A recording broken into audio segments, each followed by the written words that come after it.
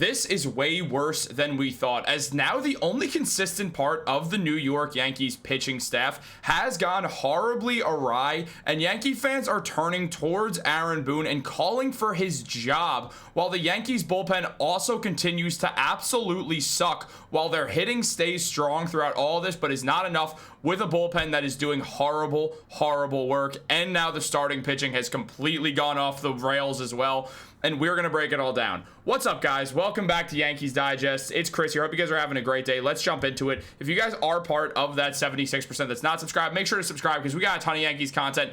Obviously, a lot of news is coming out. The Yankees are in some serious turmoil, and we are going to be giving you every update on this situation as the Yankees really do ponder some major changes that will likely happen at some point to some degree. But let's jump into the video. We're here to talk about the Yankees, and that's exactly what we're going to do. Aaron Boone, I've been getting some slack for not really kind of trashing Aaron Boone. The reason I'm doing that and not really talking a bunch about Boone is because I think it's common knowledge now that he should be fired. And on top of that, I've made a bunch of videos saying that I don't think Aaron Boone is a good manager, and that I do believe that the best course of action for the Yankees would be to move on from Aaron Boone and go out and get someone else. The most popular choice by fans will likely be Don Mattingly, who I'm not exactly going to argue with, but I just want someone else in there who's not just going to be some figurehead who's not really doing anything.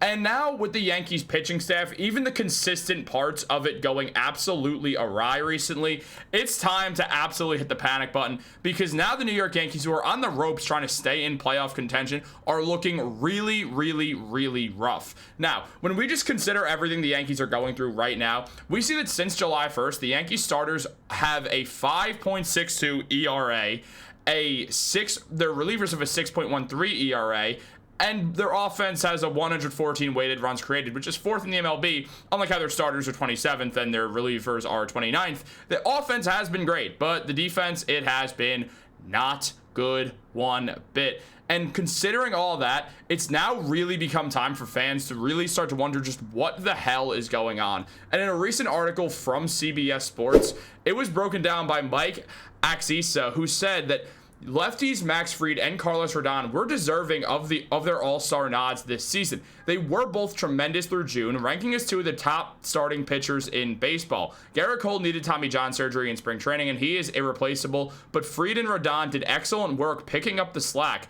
They really carried the Yankees early on. And now Fried and Rodon, who are counted on for both quality and quantity and are providing neither, only 3 times in the last 21 games have the Yankees gotten 6 innings of their starting pitcher. 7 times the starter failed to complete 5 innings, which includes a bullpen game as the Yankees managed Fried's blister. The starters aren't pitching well, and they're taxing the bullpen, which again is already just bad. Now, in regards to Max Fried, that's kind of a fear right here, is that blister. This is not the first time Max Fried has dealt with blisters, and it has been very difficult on him in the past, and Yankee fans are certainly nervous about it, and they absolutely should be nervous, because when you look at Max Fried, he has been the beacon of consistency for the Yankees, but not recently. On the season, Fried's numbers are still great. Don't get me wrong. He's putting up a 2.78 ERA in the 23 starts he has, and a whip of 1.072, but the numbers are going down a bit, and that's because he's managing a blister that has not gone away. And meanwhile, Carlos Rodon, who was also pitching very well, better than what he is right now, is still having a good season with a 3.35 ERA and a whip of 1.095.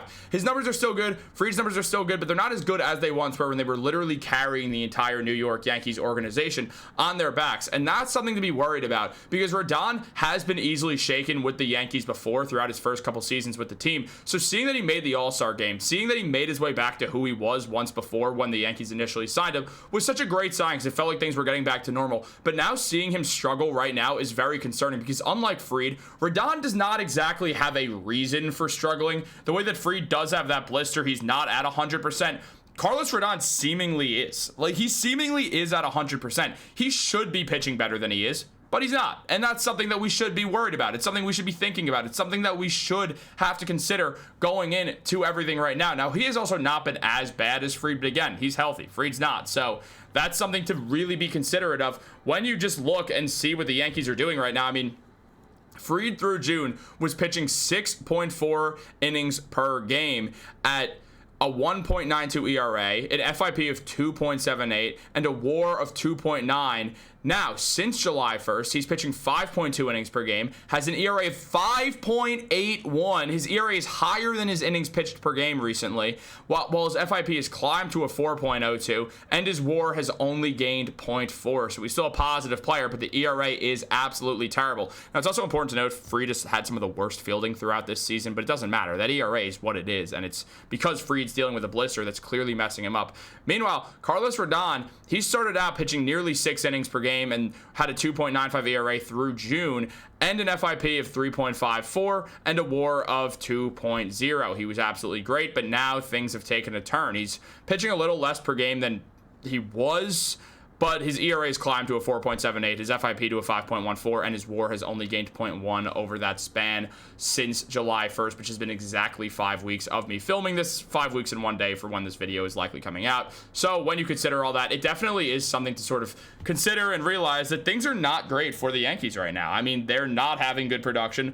from really anyone, and they desperately could use it because right now, these were their two guys. These were who were important players on this Yankees team. Now we look at things and it's getting really, really, really shaky. I mean, you look at everyone who started games this season. Now, we're going to disregard Clark Schmidt here because obviously he's out for the season and probably the next one with Tommy John surgery, which sucks. Marcus Stroman was released by the Yankees, so we're also going to, exclude him from this. Ryan Yarbrough hasn't pitched in a bit. Will likely end up back in the starting rotation just because the lack of arms there. He had a 3.90 ERA between starting and the bullpen. He started 8 of his 16 games. Again, I expect him to go back to starting games. Ian Hamilton had 1 start, didn't necessarily pitch well. Cam Schindler has been fine for a rookie with a 4.58 ERA. It's not good necessarily, but again, he's only started 4 games, so he's still working his way up. Carrasco's also gone. So you look at the top of it. You look at Rodon, who's now still pitching solidly. You look at Will Warren, who is doing as good as Will Warren could possibly be doing. His strikeout numbers are great, and his ERA is still lowering progressively, but he's going to stick around that 4 mark because that's around where his ERA is, a little bit under, or like recently. And then you look at Fried, who did miss a game with the blister and now has a 2.78 ERA. Is out of the running for that Cy Young award. It's going to be Skubal, but it was probably going to be Skubal even if Fried kept this up. It's Tarek Skubal. What are you going to do? Now, Luis Gil did pitch that 1 game, allowed 5 runs in 4 innings. It's a 13.50 ERA, but it was 1 game back. I'm not really concerned about Luis Gil too much, but the Yankees don't have pitching here. They should have went out and acquired some sort of starting pitcher, but they didn't, and they made their bed, and now they have to lie in it, and it's going to be really hard to figure out what to do next, and fans are right to turn towards Aaron Boone. They should also turn towards Cashman for the fact that they didn't bring in more pitching, but still, I blame Aaron Boone a lot for horrible mismanagement of these games. And for the record, for those who are saying that I absolutely should be hating on him more, I don't love advocating for people to get fired. I do Nick's Digest as well. Some of you probably have watched it or do watch it. I never really wanted to advocate for Tom Thibodeau to get fired either. I just feel weird about saying this guy should be fired. It feels like, as someone who's a fan of the team and who's making videos based off these teams, it's like, it's this weird thing to weigh out. But for the record, yeah, I don't think Aaron Boone's doing a good job. And I do think that it's better for the Yankees to replace him. And it's not going to happen mid-season. We'd have to wait for the end of the season. But if it keeps up like this, I don't see how the Yankees retain Aaron Boone at all. That's just what I think. If you hear the sirens outside, they're coming to lock him up and throw him in jail for mismanagement. Guys, what do you think?